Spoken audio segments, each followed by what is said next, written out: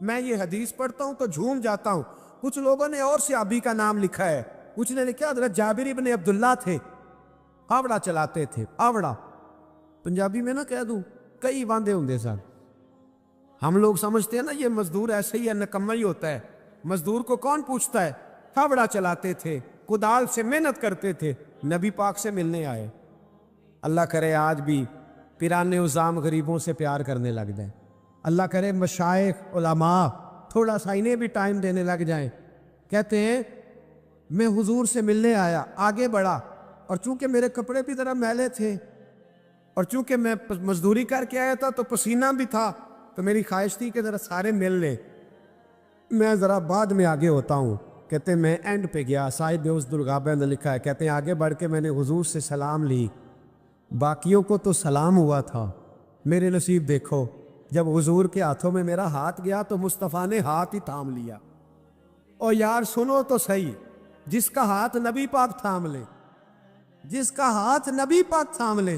اعلیٰ حضرت فاضل بریلوی کے چھوٹے صاحبزادے مفتی اعظم ہند مولانا مصطفیٰ رضا بیمار تھے، ان کے پیر خانے کے ایک سید زادے تیمارداری کرنے آئے، تو گھر والوں نے کہا شاہ جی حضرت کھانا نہیں کھا رہے 2-3 دن سے، آپ سید ہیں، آپ کہیں گے تو کھا لیں گے۔ کہا شوربے میں روٹی بھگو کے لاؤ، کہتے ہیں روٹی بھگو کے لائی۔ 91 سال کے مفتی اعظم جب روٹی دینے کے لیے شاہ جی آگے بڑھے، کہا حضور اٹھیے نا کھانا کھائیے، تو کہتے ہیں میں نے ان کی کمر پہ ہاتھ رکھا اٹھانے کے لیے۔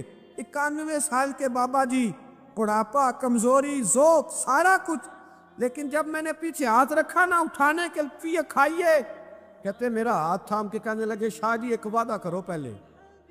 میں نے کہا کون سا؟ کہنے لگے یہاں سہارا دیا ہے تو وہاں بھی دو گے کہ نہیں دو گے؟ یہ وعدہ کرو، یہاں سہارا دیا ہے تو وہاں بھی دو گے؟ کہتے میں رو پڑا، میں نے کہا دوں گا، تو کہنے لگے چلو پھر کھا لیتے ہیں کھانا۔ او بھائی جس کا ہاتھ نبی پاک تھام لے، جابر ابن عبداللہ کہتے ہیں سلام لے کے رخصت ہو گئے سارے، اور میرا ہاتھ حضور نے تھام لیا۔ او یار بندے نے نہیں، عام آدمی نے نہیں، M N A M P A نے نہیں، صوفی پیر درویش مولوی مفتی غوث محدث نے نہیں، اس درد کو سمجھ تو صحیح۔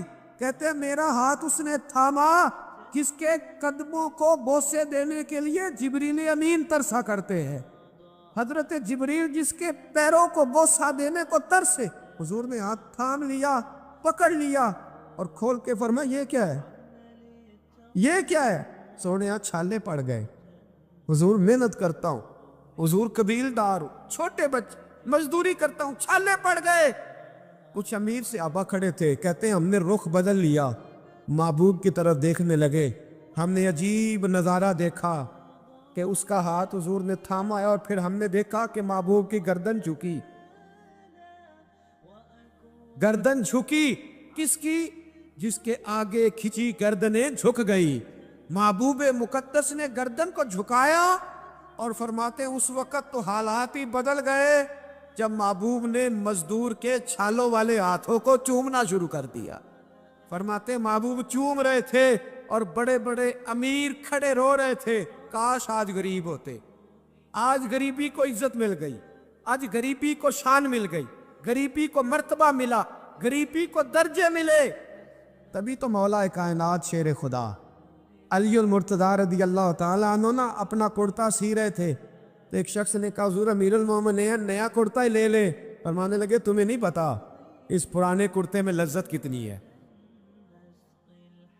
تمہیں نہیں پتا جب میں یہ پرانا کرتا سی کے پہنتا ہوں تو اللہ میرے دل کے اندر خشوع اور خضوع کتنا پیدا فرماتا ہے، تمہیں نہیں پتا اس غریبی کے ذائقے کتنے ہیں، اس کے مزے کتنے۔ بھائی محنت کی جو کمائی ہے، جد و جہد کا جو پیسہ ہے، وہ تجھے بڑا کرے، آگے بڑھ، محنت کر، ان دو ہاتھوں کو لڑا، دائیں بائیں نہ دیکھنا کس کے پاس کیا ہے، ورنہ حسد کی آگ میں جل کے زندگی گزرے گی۔ نبی پاک صلی اللہ تعالیٰ علیہ وسلم سے ایک صحابی نے پوچھا حضور بہترین روٹی کون سی ہوتی ہے؟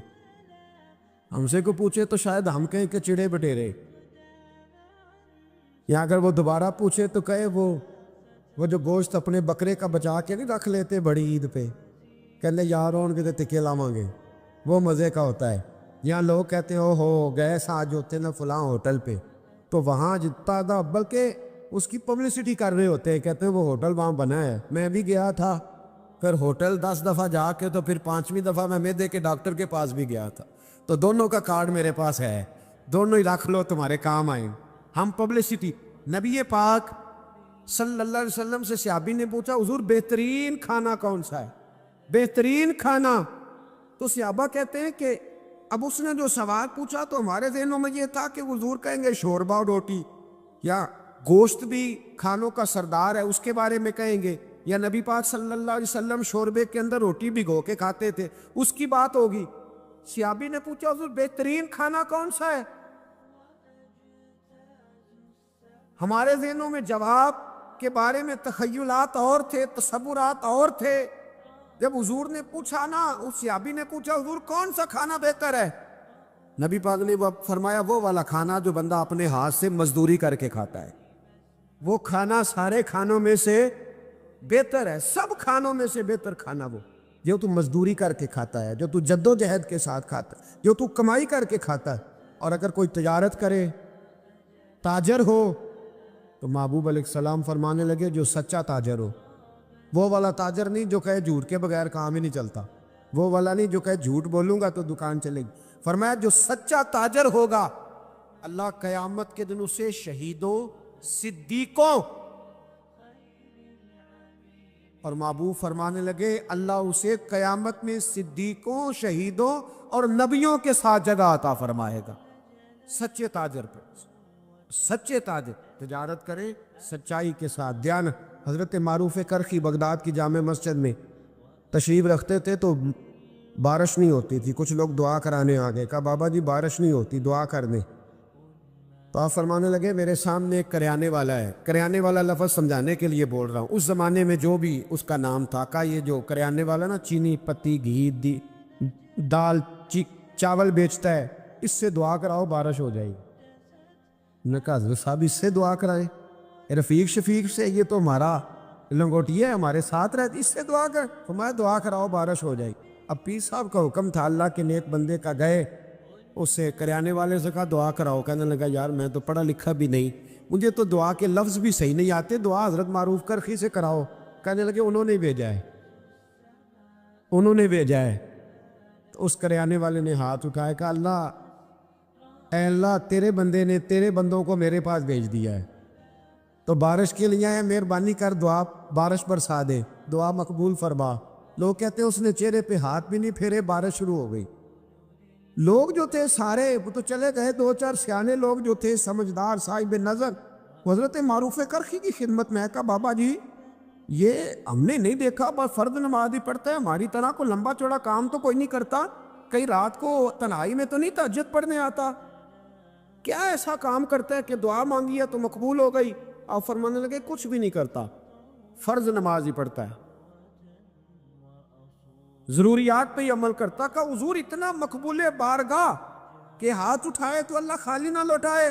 فرمانے لگے کچھ بھی نہیں کرتا, 30 سال ہو گئے مجھے دیکھتے ہوئے, میرے سامنے دکان کرتا ہے, سودا پورا تولتا ہے, کسی غریب کو دھوکہ نہیں دیتا, یہ اپنی جائز منافع لیتا ہے, یہ اپنی خودداری کو بیچتا نہیں. تو فرمایا جو 30 سال رب کے ساتھ وفا کرے کیا رب اس کی دعائیں قبول نہیں فرمائے گا؟ فرمایا یہ جب بھی دعا مانگے گا مجھے امید ہے اللہ ضرور قبول فرمائے گا. تو میرے بھائی دیانت ہمارے نوجوانوں کے مزاج میں محنت نہیں شامل, جد و جہد نہیں شامل. جس کو 10 ایکڑ یا 20 ایکڑ زمین ملی ہے اس نے کسی کو ٹھیکے پہ دی ہے, وہ خود نہیں حال چلانا چاہتا, ورنہ پھر اسے چودھری کوئی نہیں مانے گا. وہ خود نہیں آگے بڑھنا چاہتا. جس کی اپنی دکان ہے ذاتی, اس نے کرائے پہ دی ہے, کوئی یہ نہ سمجھے کہ کروڑوں کی دکان ہے اور خود یہ 10-10 روپے کی چیز بیچ رہا ہے. محنت کا مزاج نہیں, جد و جہد کی طبیعت نہیں. اور یہ جو فارغ رہنے والے ہیں نا, آج ناراض ہو جانا ہے آپ نے, چلو کوئی بات نہیں, لیکن ایک بات ضرور ہے کہ قوم کو سمجھدار ضرور ہونا چاہیے, ناراض ہو یا نہ ہو. یہ جو فارغ رہنے والے 15-20 ہیں انہوں نے بڑی خرابی کی ہے. ان کو دیکھ کے اور بھی بہت سارے لڑکے فارغ ہو گئے. یہ جو محلے کے پہلے 10 فارغ ہیں نا, یہ بڑا نقصان کر. اگر یہ کچھ محنت کریں, جد و جہد کریں, تو باقیوں کی بھی توجہ کام کی طرف بڑھے. بوڑھا باپ ڈیوٹی پہ جا رہا ہے, بیٹے کو کام ہی نہیں مل رہا. عجیب بات, بوڑھا باپ ساری مزدوری کر رہا ہے, بچہ کہتا ہے کام نہیں میری مرضی کا مل رہا. تیری مرضی کا کب ملے گا؟ محنت کرے, جد و جہد کریں، دوسروں کے ہاتھوں کی طرف دیکھنے والے بزدل ہوتے، کمزور لوگ ہوتے۔ حضرت حسن بصری رحمۃ اللہ علیہ ایک نوجوان کو روز کہتے تھے جا کوئی کام تلاش کر، روز بھیجتے۔ ایک دن وہ آگے آپ کی خدمت میں آ کے کہنے لگا حضور میں نے فیصلہ کر لیا، میں نے کوئی کام نہیں کرنا۔ فرمانے لگے کیوں؟ کہنے لگے آج میں نے عجیب سین دیکھا ہے۔ فرمایا کیا دیکھ آئے ہو؟ کہنے لگا جی میں جنگل میں گیا ہوں تو میں نے دیکھا ہے ایک شیر نے شکار کیا ہے، آدھا اس نے کھا لیا ہے اور آدھا منہ میں پکڑ کے سفر شروع کر دیا ہے۔ ایک پہاڑی پہ چڑھ گیا شیر، میں بھی ایک درخت پہ چڑھا دیکھ رہا تھا۔ حضرت جی جب وہ شیر پہاڑی پہ چڑھا ہے تو وہاں ایک لومڑی بیٹھی تھی جس کی ایک ٹانگ بھی کٹی ہوئی تھی اور دونوں آنکھوں سے نابینا بھی تھی۔ اس شیر نے وہ بچا ہوا شکار اس کے منہ میں ڈالا ہے۔ تو جو رب لومڑی کے لیے خوراک کا بندوبست کر سکتا ہے میرے لیے بھی کرے گا، لہٰذا میں نے اب کام نہیں کرنا۔ حضرت حسن بصری مسکرائے، فرمانے لگے کیا بات ہے تیری، تو نے کردار دو دیکھے، ایک شیر دیکھا ایک لومڑی دیکھی۔ فرمانے لگے بیوقوف، تو نے لومڑی بننے کا پروگرام بنایا، شیر بننے کا کیوں نہیں بنایا؟ تو لومڑی بننے کا پروگرام بنایا کہ کوئی کما کے لائے گا تو میں کھاؤں گا، شیر بن، شکار کر، کھا بھی اور کھلا بھی، غریبوں کے پاس بھی لے کے جا، کھا بھی اور کیا بن۔ جنہوں نے میں آنا پیا پھر نہیں بول دے، بوڑھے ہی بولتے ہیں بیچارے، کیا بننا ہے؟ شیر بن، شیر، کھا بھی اور کھلا بھی، محنت کر، جد و جہد کر۔ علامہ اقبال لندن میں تھے تو بیٹے نے خط لکھا کہ ابا جی ضرورت پڑ گئی ہے، مجبوری آ گئی ہے، کچھ پیسے کسی سے ادھار لے لوں، جب آپ واپس آئیں گے تو لوٹا دوں گا۔ تو اقبال نے اپنے بیٹے کو خط لکھا اور اس خط کے اندر ایک نظم لکھی، اور کیا انداز اختیار کیا، جاوید کے نام اس نظم کا نام رکھا۔ اقبال کہنے لگے دیار عشق میں اپنا مقام پیدا کر، ابے کے سہارے جینا اب چھوڑ دے، اب والد کو بیساکھی بنا کے آگے بڑھنا چھوڑ دے، دیار عشق میں اپنا مقام پیدا کر، نیا زمانہ نئے صبح و شام پیدا کر، خدا اگر دل فطرت شناس کرے عطا تجھ کو، سکوت لالا و گل سے کلام پیدا کر۔ اور میرا طریق امیری نہیں فقیری ہے، میرا طریق امیری نہیں فقیری ہے، خود ہی نہ بیچ غریبی میں نام پیدا کر، خود ہی نہ بیچ غریبی میں نام پیدا کر۔ پتہ تو تب ہے نا کہ جب تو غریب ہو پھر کچھ کر کے دکھائے، جب تو کمزور گھرانے سے اٹھے پھر تو کچھ کر کے دکھائے۔ ابے کا سجادہ نشین بننا آسان، ابے کی فیکٹری والی کرسی پہ بیٹھ جانا آسان، لیکن تو بتانا تیرے اندر بھی کوئی خوبی ہے بھائی کہ نہیں؟ پتا یہ تو کمزور لوگ ہوتے۔ میرا طریق امیری نہیں فقیری ہے، خود ہی نہ بیچ غریبی میں نام پیدا کر۔ یہ دنیا میں کوئی پیشہ برا نہیں۔ تو حضرت داؤد لوہے کا کام کرتے تھے، لوہے کا کام حضرت داؤد کو کہے برا لوہار کو، یہ حضرت داؤد کرتے تھے، خود نبی پاک علیہ السلام نے بیان فرمایا۔ حضرت نوح علیہ السلام لکڑی کا کام کرتے تھے، حضرت سیدنا آدم علیہ السلام کھیتی باڑی بھی کرتے تھے اور کپڑا بھی بنا کرتے تھے، اماں حوا گھر کے اندر کپڑا بنتی تھی، یہ پیشے برے ہیں؟ حضرت ادریس علیہ السلام کپڑے سیا کرتے تھے جو ہمارا درزی کام کرتا ہے، یہ پیشے برے؟ ایک پیشہ برا ہے دنیا میں، ایک پیشہ، وہ ہے کسی سے مانگ کے کھانا۔ برتن دھونے والا برا نہیں ہوتا، جھاڑو دینے والا برا، چوکی دارا کرنے والا برا، کسی نے پتہ نہیں غالباً عنایت اللہ مرحوم کی بات ہے، ایک گزرے ہیں کالم نگار یا قدرت اللہ شہاب کی، کہتے ہیں کہ میں کسی نے ان سے کہا کہ تم کسی سے کچھ لیتے نہیں، خودداری کیسے سیکھی؟ تو کہنے لگے ایک مہنگے ہوٹل میں روٹی کھانے گیا، تو اس مہنگے ہوٹل کا جو چوکی دار بابا تھا نا، وہ سردیوں میں اس طرح کے کپڑے پہن کے آیا کہ ٹھٹر رہا تھا، کہاں پر رہا تھا۔ تو میں نے آگے بڑھ کے کہا کہ بابا تیرے پاس موٹے کپڑے کوئی نہیں؟ کہتا بیٹا ہوتے تو میں نے پہنے نہ ہوتے۔ تو کہتے میں نے کہا کہ اس وقت رات ساری تو نے ڈیوٹی کرنی ہے تو انہی کپڑوں میں رہو گے؟ تو کہتے ہیں کہ وہ کہنے لگا ہاں بیٹے کیا بتاؤں، 4 بچے، بوڑھا ہوں، ان کی نوکری کرنی ہوتی ہے، اور ان 4 بچوں میں صرف بیٹیاں ہیں، بیٹا ہے کوئی نہیں میرے پاس۔ تو میں تو آج چائے پینی تھی تو میری بیوی مجھے کہہ رہی تھی کہ تھوڑی سی پتی اور 1 کپ دودھ گھر میں پڑا ہے، بچے سوتے ہیں تو آپ کو بنا کے دیتی ہوں۔ کہتے میں تو چائے اس طرح پیتا ہوں جس طرح دوائی پی جاتی ہے۔ تو میں نا وہ تھوڑی سی سب روگاں دا روگ محمد جس کا نام غریبی، تو میں نے وہ چائے میری بیوی بنا کے لائیا، تو میں نے کہا بھلی مانا تجھے بھی ٹھنڈ لگ رہی ہوگی تھوڑی، تو بھی پی لے۔ تو اس نے کہا نہیں، آپ نے ساری رات چوکی دارا کرنا ہے، آپ پیے۔ کہتے میں پی کے آ گیا ہوں۔ کہتے عین عشاء کا وقت تھا، سردی کا موسم تھا، گھاس تھی، بات ہوٹل کے بابا کھڑا تھا۔ کہتے میں نے نا بابے کی بات سنی تو میں نے سمجھا کہ اس وقت کا سب سے بڑا سخی میں ہی ہوں، اور میں لگا ہوں قارون کے خزانے کو جوتا مارنے، لگا ہوں میں بہت بڑی سخاوت کرنے۔ کہتے ہیں میں نے جیب میں ہاتھ ڈالا اور 5 آنے نکال کے بابے کو دیے۔ میں نے کہا بابا لے جاؤ، اکٹھی چینی لے جاؤ، اور 5 آنے کا بڑا کچھ آیا کرتا تھا اس زمانے میں، اکٹھی چینی اور پتی لے جاؤ اور گھر میں چائے پیو۔ کہتے اتنی دیر ہوئی تو عشاء کی اذان ہو گئی، اور جب مؤذن نے اذان پڑھی اور میں نے 5 آنے بڑھائے تو بابے نے لپیٹ کے مجھے دیے، کہنے لگے میں تو تجھے اچھا آدمی سمجھا تھا، تو نے مجھے کیا سمجھ لیا ہے؟ میں نے اچھا سمجھ کے دکھڑا سنایا اور تو مجھے کیا سمجھ بیٹھا؟ یہ آرزو کرم اور میں آپ سے کروں؟ یہ بھیک اس کو دیجئے جس کا خدا نہ ہو، یہ بھیک اس کو دیجئے جس کا خدا نہ ہو۔ کہا جا رکھ اپنے پیسے۔ اور کہتے ہیں پھر میں نے اس بابے کو دیکھا، اس نے جوتے اتارے اور ٹھنڈی گھاس پہ اس نے اللہ اکبر کہہ کے نماز کی نیت باندھی، اور کہتے ہیں جب وہ سجدے میں گیا تو میں محو حیرت تھا، اور جب بابا عطیات پہ بیٹھا تو میں رو رہا تھا۔ میرا دوست کہنے لگا کیا ہوا؟ میں نے کہا آج مجھے سمجھ میں آیا ہے، ایاک نعبد و ایاک نستعین، آج بات سمجھ میں آئی ہے، آج سمجھ میں ایاک نعبد و ایاک، یہ آج مسئلہ سمجھ میں آیا ہے۔ کہتے ہیں اس بزرگ نے سلام پھیرا اور کہنے لگا تو ابھی گیا نہیں؟ میں نے کہا بابا میں تیرے جلوے دیکھ رہا ہوں، میرا تحفہ قبول کیوں نہیں کیا؟ تو کہتے ہیں بابا رو پڑا۔ کہنے لگا بیٹا اگر 5 آنے مانگ کے کھانے ہوتے تو میں رات کو سردیوں میں مزدوریاں نہ کرتا، اپنے پیسے گھر لے جا۔ میرا رب مجھے محنت کے ساتھ اتنا دیتا ہے کہ میں بیٹیاں بھی پال لیتا ہوں اور روٹی کھا کے سوتا ہوں، تو جب مجھے اللہ نے محتاج نہیں کیا تو میں محتاجی کیوں دکھاتا پھر؟ کہتے ہیں میں ساری زندگی اس کو دعائیں دیتا رہا، خدارا خوددار بنو، خوددار بنو، خوددار بنو۔ جب کوئی محنت کرتا ہے نا محنت، تو اللہ اس کی ضائع نہیں کرتا۔ ہمارا حال یہ ہے کہ ہمیں ہر چیز کافر بنا کے دیتا ہے، ہر چیز۔ کدھر گئے ہمارے نوجوان؟ کدھر گئی ان کی شعوری طاقتیں؟ وہ کب اس میدان میں اتریں گے؟ کب جد و جہد کریں گے؟ کب وہ نکلیں گے، سامنے آئیں؟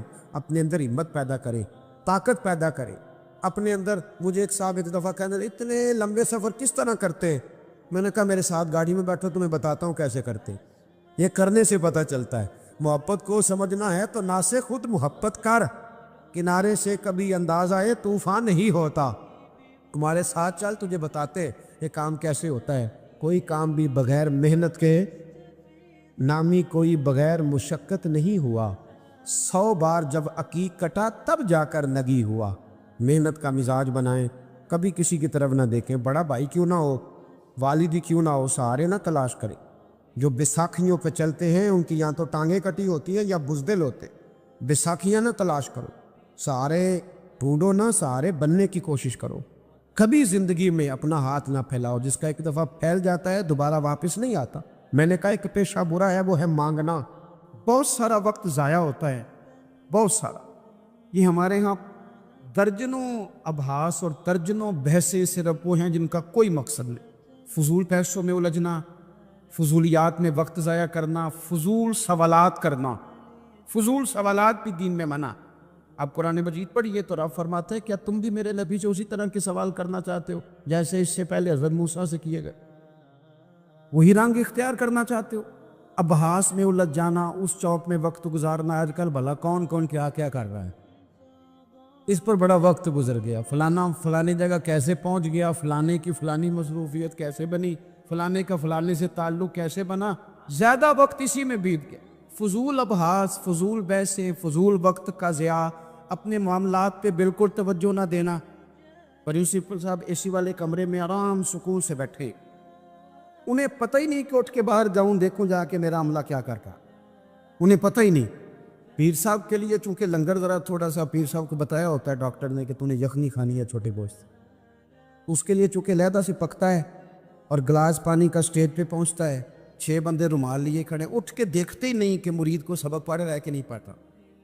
طالب علم پہ جا کے توجہ ہی نہیں دیتے کہ اس کے کمرے کا حشر کیا ہے. میں ایسے لوگوں کو جانتا ہوں کہ جو اپنے اداروں کا مہینوں وزٹ نہیں کر پاتے, اپنے اداروں کا, فیکٹری کے مالک کو پتہ ہی کوئی نہیں کہ کارکن کیا کر دی, یعنی اٹھ کے وہ پسند ہی نہیں کرتا کیونکہ وہ اس کے کمرے میں اے سی لگا ہوا ہے, مزدور دھوپ میں کام کر رہے ہیں. ہمارے ڈھیروں کام فقط اس لیے خراب ہوتے ہیں کہ ہم اپنے وقت کو ضائع کرتے ہیں, ہم اپنی ذمہ داریوں کا احساس نہیں کرتے, پوری طرح ہم نے اپنے وقت کو الجھا لیا ہے. نبی پاک صلی اللہ علیہ وسلم فرماتے ہیں جنتی بھی ایک بات پہ حسرت کریں گے, حالانکہ وہاں کوئی کمی نہیں, کوئی کمزوری نہیں, پر جنتی بھی حسرت کریں گے, کہیں گے ہائے کاش, حسرت کریں گے. یا رسول اللہ کس بات پر؟ تو حضور فرمانے لگے وہ وقت جو دنیا میں ان سے ضائع ہو گیا, خدا کا ذکر نہیں کر سکے, درود نہیں پڑھ سکے, جو وقت ضائع ہو گیا اس وقت پر جنتی بھی جنت میں جا کے حسرت کرے کہ یار یہ کیوں ضائع کیا. دیکھیں دنیا میں نا سب سے بندہ سمجھدار وہ ہے جسے اپنا وقت مینج کرنا.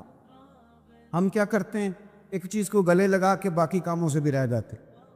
آج کل مجھے کاروباری ٹینشن ہے لہذا نمازی بھی گئی, آج کل مجھے کاروباری ٹینشن ہے لہذا ابا جی کی خدمت بھی گئی, آج کل مجھے کاروباری ٹینشن ہے لہذا حقوق العباد بھی گئے, کیونکہ کاروباری ٹینشن ہے تو لہذا کسی سے ہنس کے مسکرا کے بات کرنے والی جو نیکی تھی وہ بھی گئی. ایک ٹینشن آئی ہے نا تو ہم نے سارا کچھ اسی کھاتے لگا دیا ہے, وہ تو آتی رہے گی. نبی پاک صلی اللہ علیہ وسلم نے 23 سالوں میں انقلاب برپا کیا. آپ دیکھ لیں کون سا ایسا موقع ہے جہاں سکون سے کسی نے بیٹھنے دیا. کبھی کافر بدر میں آ گئے, کبھی احد میں آ گئے, کہیں خندق میں آ گئے, کہیں خیبر میں آ گئے. وہ معاملہ اپنی جگہ پہ تھا تو یہاں مدینے میں یہودیوں کی سازشیں شروع ہو گئیں. وہ اپنے مقام پر ایک معاملہ تھا تو منافقین اندر تھے. وہ الگ سے عبداللہ بن نبی سلول کا گروپ الگ سے سازشیں کرتا تھا. اور ان ساری پریشانیوں کے باوجود اور جو نجی اور ذاتی دکھ تھے وہ بھی اپنی جگہ پہ قائم. کبھی حضرت ختیجہ وصال کر گئی, کبھی حضور کی بڑی شہزادی کا وصال ہو گیا. حضور بدر کی فتح کر کے آ رہے تھے تو حضرت عثمان غنی نبی پاک کی شہزادی کو دفن کر کے آ رہے تھے, تدفین ہو رہی تھی. یہ سارے نظام دکھ بھی ساتھ رہے اور ان سارے کاموں کے باوجود رسول پاک تہجد بھی وقت پہ پڑھتے رہے, صحابہ کو قرآن بھی وقت پہ سکھاتے رہے. رسول پاک صلی اللہ تعالیٰ علیہ وآلہ وسلم لوگوں سے مسکرا کے بھی وقت پہ ملتے رہے. حسنین کو کندھوں پہ بٹھا کے وہ والا معاملہ بھی وقت پہ کرتے رہے. سارے کام ساتھ ساتھ ہوتے. ہم نے ایک تو چیز کو بولی یہ نہیں صحیح ہو رہا لہذا سارا کچھ ہی خراب. ہمارا وقت ضائع ہو رہا بھائی, اور تیزی سے ضائع ہو رہا. ہم بڑے قیمتی ہیں, اپنے آپ کو قیمتی سمجھیں. آپ دیکھیں نا ہمارے صوفیاء کہتے ہیں کہ وہ بار کچھ پہچاننا, اللہ کی معرفت حاصل کرنا, آگے بڑھنا یہ تو دور کی باتیں. سب سے پہلا کام یہ ہے کہ من عرف نفسہ, اپنے آپ کو تو پہچان. یہ جو ہمارا طبقہ نوجوانوں کا ہے اور ہمارے وہ لوگ جو ابھی اپنی عادات کو پکا رہے ہیں وہ اپنے معاملات کو تھوڑا سا مینج کر کے چلیے. اگر آپ سارا دن فارغ رہیں گے تو کچھ نفس کی لذات بڑھ جائے گی. چیزوں کو مینج نہیں کریں گے تو جو لوگ گھر میں سارا دن لیٹے رہتے ہیں ان کی فرمائشیں بھی بڑھ جاتی ہیں. کبھی ان کا صبح کے ناشتے میں پائے کھانے کو دل کر رہا تھا, دوپہر میں کچھ فارغ ہیں تو وہ کہتے ہیں پکوڑے نکل آئیں تو تب بھی ذرا اچھا ہی رہے گا. پھر وہ تھوڑی دیر کے بعد یہ بھی فرمائش کرتے ہیں کہ شام کا وقت ہے تو چلو میٹھے میں بھی کوئی 2-1 ڈشیں بن جائیں تو اچھا ہوتا تھا. تو یہ مصروفیت پھر انہیں نہ اگلے کچھ مہینوں میں ڈاکٹر کے پاس لے جاتی.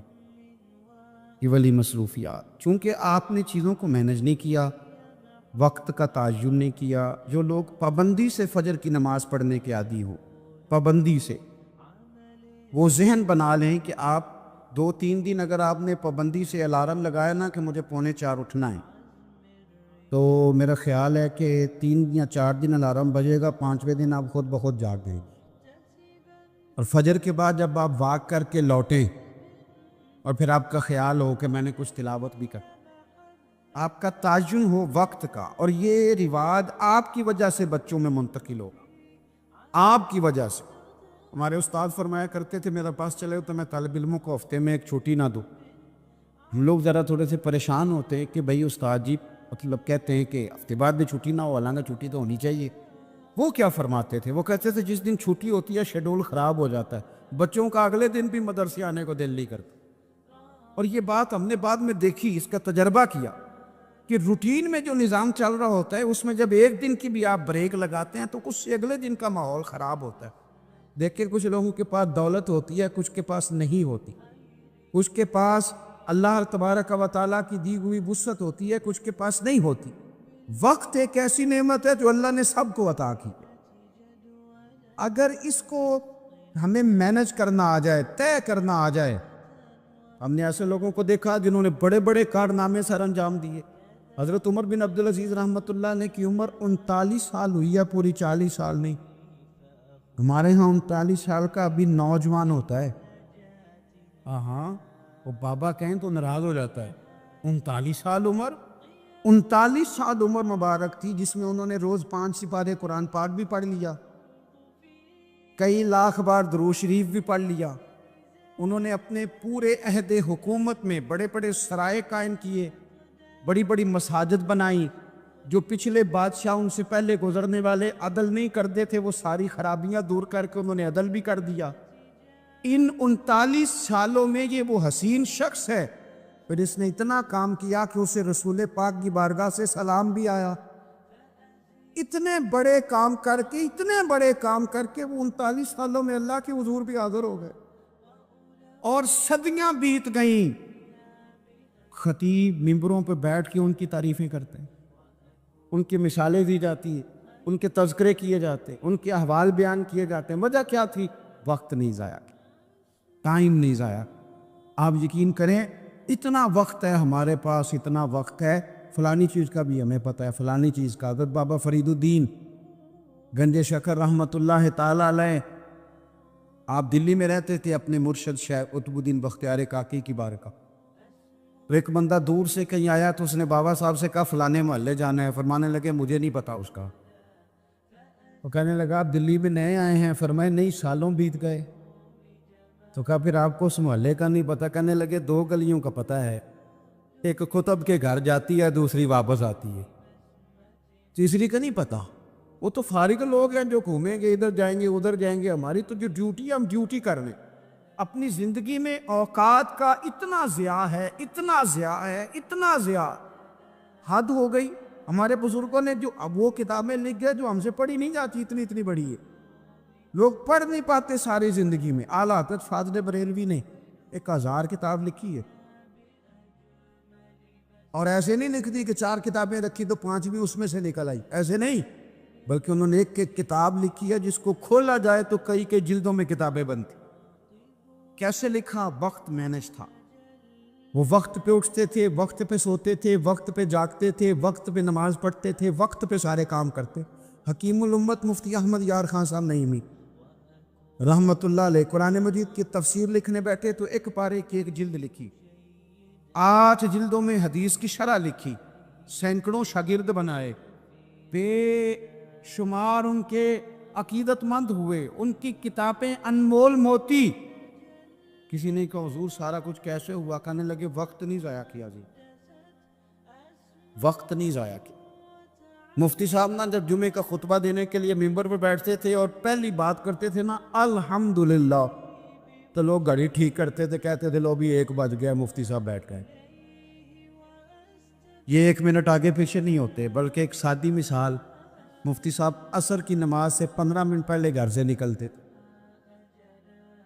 تو آپ گزرتے تھے نا جہاں سے، تو ایک حویلی تھی، ایک ذمہ دار تھا، وہ اس نے بھینسیں رکھی ہوئی تھی، تو عصر سے پہلے تھوڑا سا بھینسوں والے لوگ دودھ دھونا شروع کرتے۔